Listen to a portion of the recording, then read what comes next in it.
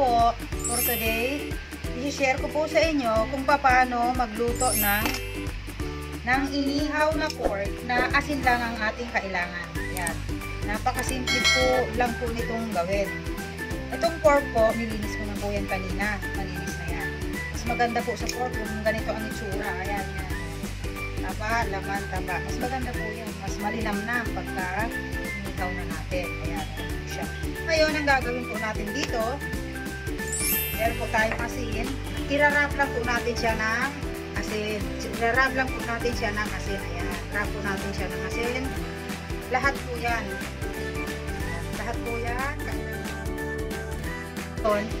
After nating ma-irap ng asin yan, itabi muna natin siya at i-rest natin siya ng mga 15 to 20 minutes para ma-absorb ng pork yung alat ng asin.